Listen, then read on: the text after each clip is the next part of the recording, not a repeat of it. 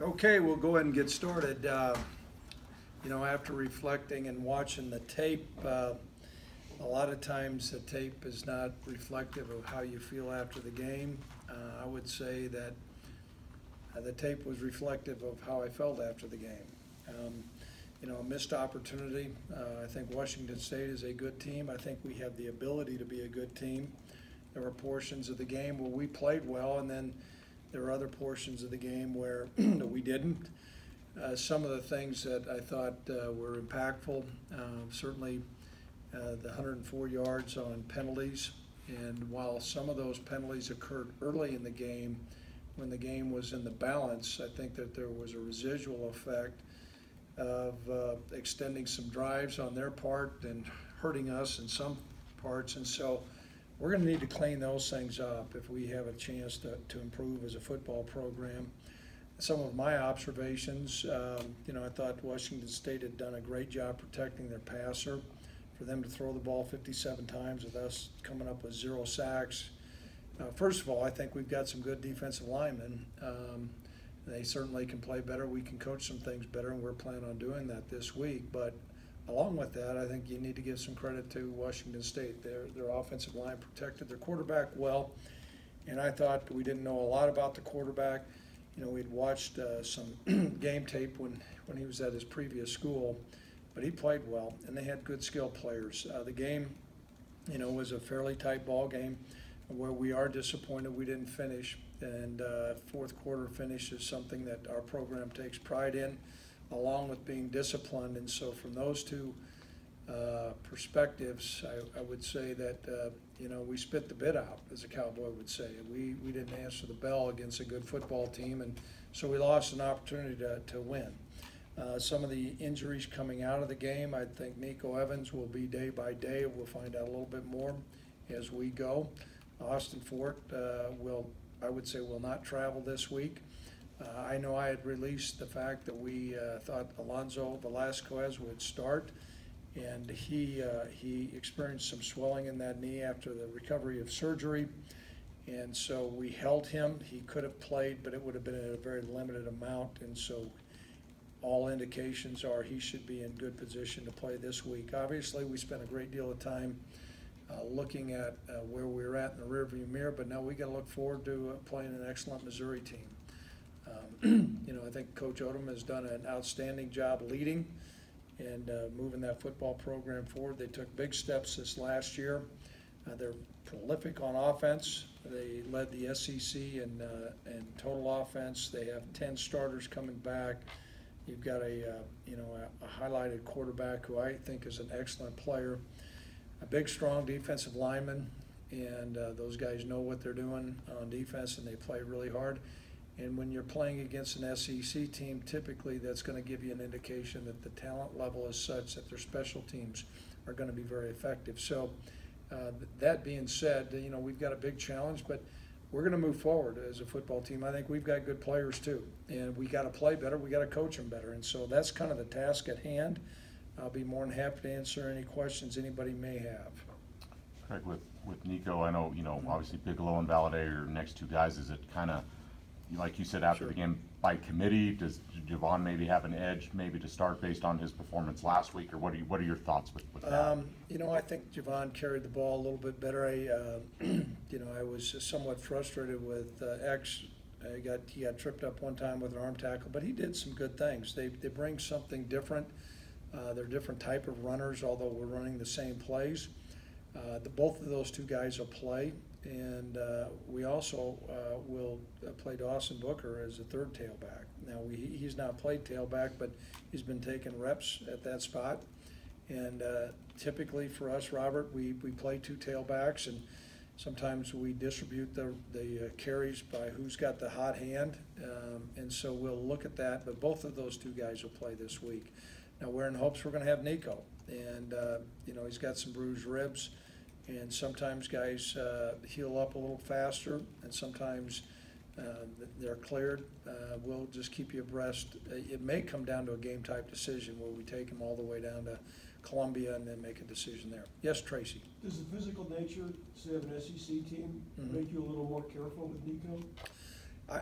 Great question. I would say no. You know, all these games are important for us, and so we're gonna put our football team in the best position to win. You know, last week we didn't feel like Alonzo was going to be in the best position to help us, so you know Rudy Stouffer played. So I think we'll make that determination where Nico's at. Now I think Nico's a really good running back, and the other guys are good too. Did it have an impact when we lost Nico in the game? I would say yes. There's a reason why he's a starter.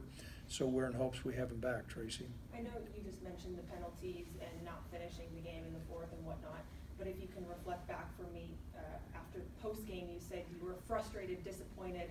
What's on the top of that list of disappointment, if you could kind of pinpoint that? Those two things. Our football program has made, I think, great progress in effort, and that has shown. I think there's been some games that we've willed to win, and so as a coach, when you watch it on the sideline and then it bears out on tape, and you see a lack of performance in the fourth quarter when you have an opportunity to win, there's some real soul searching. And there's some real challenging and some pointed questions. Why are we in that position to where we're not excelling? When you see maybe some guys not finishing off some blocks, or you see some guys out of position hanging their head on defense, and some missed tackles and things of that nature. When you play an excellent team, those things get magnified, but we're in the process of moving our program forward, so when those things come about with a game that we feel like is winnable and you don't answer the bell, that's frustrating. The next thing is what compounded that. I think Robert brought up the question of the penalties. That has not been typical of our type of football program. And so when you see that rear its ugly head, there's a residual effect. I think there's three series where we extended their offense on personal fouls on our part. And you saw an edge in the press conference. I'd like to think I'm usually more composed. I think I held my composure okay, but yeah, it was hard. If we get beat by somebody, we go out there and we get beat, I can live with that and go to sleep at night and be fine and get up the next day. Not that I like losing, but when we don't give our best effort, that's hard. And I think our fans have come to expect a good performance. Our coaching staff has, and I think our players have. And so typically what I know, when you have good character and you have guys who see themselves as competitive players, and not every day is a Chamber of Commerce day, and you go out and, like I said, you spit the bit out, well, then you put your hand in the dirt and you're going to get back to work. And so it's my hope that resolve is going to occur this week, I think, collectively as a group. So those two areas, our effort and our penalties. You know, with Tyler, still redshirt freshman quarterback, you don't want to put too much on his shoulders too early, but, especially in the last game with Nico went out, it really seemed to affect the entire team. But how do you kind of draw the line or balance of not putting too much on the kid's shoulders, but also trying to get more out of that passing game or that attack? How do you kind of approach it and balance? Well, I think this, Robert, if we consistently dial up what we have within our repertoire, some pretty complicated pro passing trees and protections, I don't think that's going to be putting him in a good place. Now, we can do that. I think our playbook needs to expand a little bit. There's no doubt we're not going to be one-dimensional and go down there and beat the Missouri Tigers. But we've got to put more on his plate. I think that there were some things that Tyler did that were good. I mean, he had a couple balls down the field that we would have thought would have been caught. Another third down play that we thought the ball should have been caught, and it wasn't. But he also had some things that were uncharacteristic. Some of the things that I saw, in the short control passing game where he's usually had really good accuracy, he was off. And so he needs to play better. But many times there's so many things that go into quarterback play, whether it's protection, what do the sticks say, things like that. But he needs to play better, and I think he knows that. Craig, do you think playing a team like Missouri will allow the team to move forward faster? I mean, it's like you said, the price of poker went up. Here's what, I did say that, and that's true. As each game goes along, this is game 3, and we have 12 opportunities. So the last time I checked, that's, you know, about a quarter of the way through. And so this is an important game, and you play them as they're scheduled. You know, Missouri's had one game and it didn't get tested very much. And so I think the makings of a great college football game are there.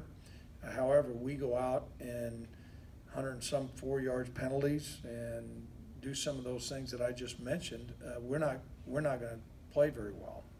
And we can't even be in position to do that. This is a really good program, and people have different arguments about what conference is the best. I know different conferences bang their chest, but I think arguably right now that's the best conference. And when you have an offense that leads that conference, and you watch them on tape, they look like the real deal.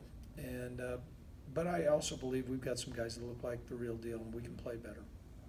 Craig, just how good is the Locke kid? I mean, I know he sounds like he could be maybe a Heisman Trophy candidate, and Correct. You know, I know he faced a pretty prolific passing attack last week, but just how good is he, and what necessarily stands out to him from maybe some other guys you've seen? They're different. The schemes are different. You know, Coach Leach is pretty creative. Now he's got a guy from Microsoft helping him. I read that, so kudos to Mike. I don't know if Microsoft helped the quarterback or not, but made him help him on that trick formation. Different schemes. This guy's got what you would consider the pro football prototype quarterback, though. Strong, big, strong arm, throws the ball vertically. He's got good mobility, can stand in the pocket, all those things. And so those are attributes when you start looking at, you know, our experience with either Carson Wentz or Josh Allen. I mean, he's right in that mode. Now, how high he gets drafted, I don't know, but it's probably going to be pretty high. Other questions? Nope. Yes. Okay, we have anybody on the line?